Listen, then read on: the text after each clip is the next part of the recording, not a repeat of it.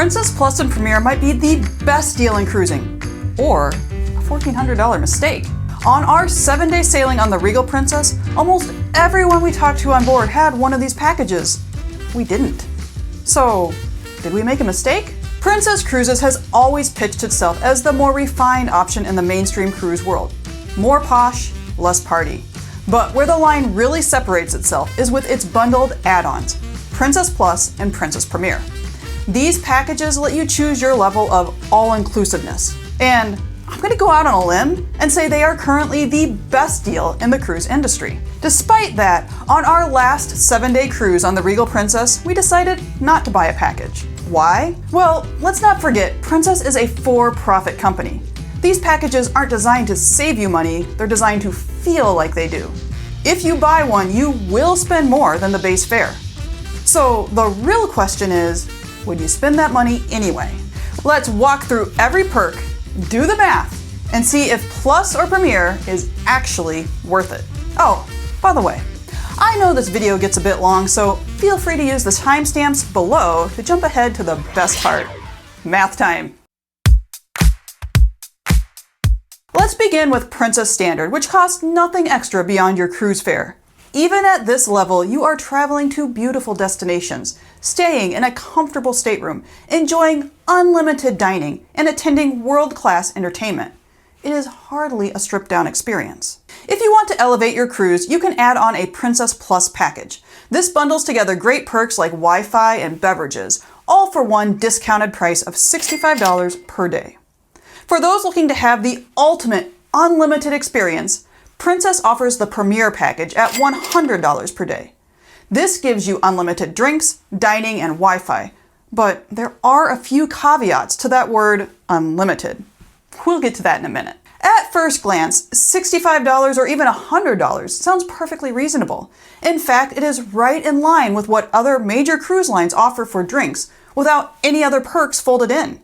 Carnival, Royal Caribbean, MSC, they all charge more for just a beverage package alone. Here's the part that makes you pause. That price is per day, and both adults in the same stateroom are required to purchase the package. Suddenly, that math looks very different. A couple sailing on a 7-day Caribbean cruise would add almost $1,000 to their vacation with Princess Plus. Step up to Princess Premier, and that number climbs to $1,400. That is not pocket change. For some cruisers, like us, that is the cost of a whole nother cruise. The daily price feels manageable. The total price demands conversation. So let's talk about it. For most cruisers, this is where the decision is made. Not at the Wi-Fi screen, not at the specialty dining menu. It comes down to the drinks. The standard fare on Princess Cruises includes the basics: non-bottled water, regular coffee and tea, milk and orange juice at breakfast, and iced tea and lemonade at lunch and dinner.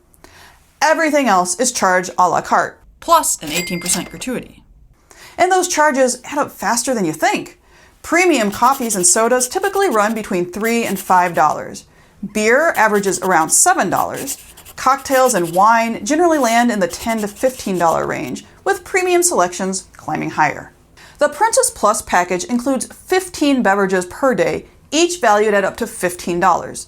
That includes beer, spirits, wine by the glass, cocktails, both spirited and zero proof, fountain sodas, frappes, and energy drinks.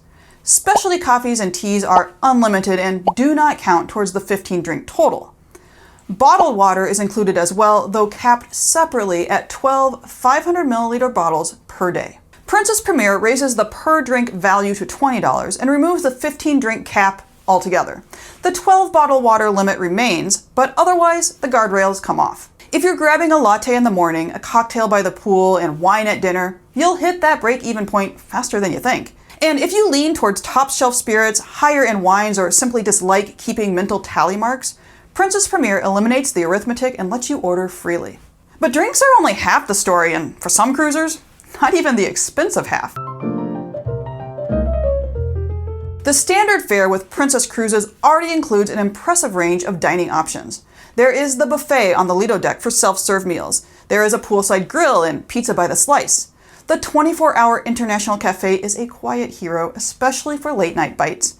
And if you prefer a more traditional setting, the main dining rooms are open for breakfast and lunch. not just the evening meal. For mini cruisers, that is more than enough. But sometimes you want something that feels a bit more curated. That is where Princess's casual and specialty dining enter the conversation. Casual dining venues offer a 3-course prix-fixe meal for $14.99, typically including a starter, entree, and dessert. Some locations also allow a la carte ordering. Princess Plus includes 4 casual dining meals per cruise. Princess Premier includes unlimited casual dining.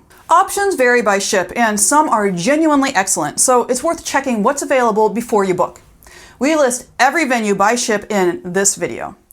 There are a few standout perks here, like the charcuterie board at Vine's Wine Bar, which feels like a hidden gem if you know to ask for them. But not every venue plays by the same rules. While the gelateria is listed as a casual option on the Princess website, your package perks won't work there. You'll still be paying by the scoop. There is another practical consideration. Casual venues are walk-in only. No reservations. Seating is limited. Hours are limited. On busy sailings, you may find yourself waiting longer than you expected for that $15 meal you technically already paid for through your package. Specialty dining is a different experience altogether. These venues are designed to feel quieter, more intimate, and more elevated. Reservations are required and begin to fill up well before embarkation day. Fleet-wide favorites include Sabatini's Italian Trattoria and Crown Grill, with select ships also offering concepts like the Catch by Rudy or Love by Brito. Cover charges begin at $55 per person. Unlimited specialty dining is included with Princess Premier, and this is where the top-tier packages can truly separate itself. If you plan to dine in specialty restaurants multiple times, the value accumulates quickly, but as with everything in these packages, the promise of unlimited only matters if you can actually use it. Reports from some sailings indicate specialty venues can fill up as early as 90 days before departure. So, here's a pro tip. If you have your heart set on a specific restaurant, check again on board for cancellations or day of availability. In our experience, there are often openings if you are flexible about your dining time. Now here's where the math starts to tilt fast. Wi-Fi has become less of a luxury and more of a lifestyle expectation. Sure, some cruisers happily disconnect, but most of us still check email, scroll social media, stream shows, or even work remotely. If you buy Wi-Fi separately on Princess, it costs $35.99 per day per device, already more than half the daily cost of the Princess Plus package. Plus includes Wi-Fi for 1 device per guest, while Premier expands that to 4 devices per guest. And yes, those logins can be shared with your cabin mate, your kid, or that nice couple you met at dinner last night. Now, for those who choose not to purchase a package, guests can save 20% by purchasing a voyage-length plan in advance, and Platinum or Elite Captain Circle members receive a 50% discount on whatever Wi-Fi plan they choose. You can also economize by sharing 1 device plan with a travel partner or only purchasing access on select days. However, there is another consideration. Plus and Premier package holders receive access to the faster, prioritized Medallion Net Max tier. On busy sailings, that priority can make a noticeable difference. On our recent sailing aboard the Regal Princess, the standard Wi-Fi speeds were frustratingly slow. If you rely on internet access for work or simply value consistent connectivity, the package becomes more compelling.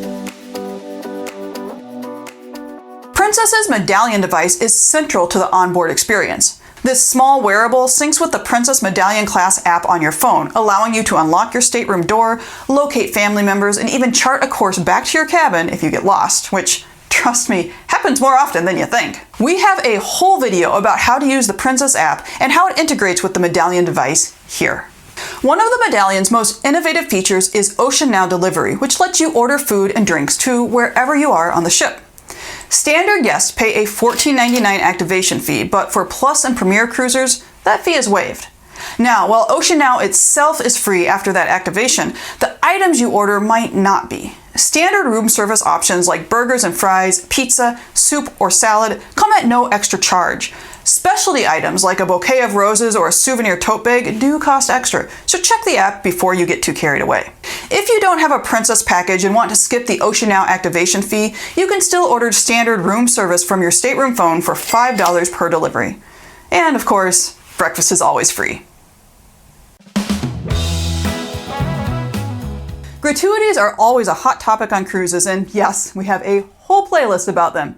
On Princess, automatic gratuities start at $18 per day per person. So if you were planning to tip this way anyway, you've already recouped a good chunk of the cost of a Princess Plus package right there. But here's the fine print nuance. You can't remove the crew appreciation portion from the Princess packages. So if you're the type who prefers to tip in person rather than letting the cruise line handle it, it might not feel like a perk at all.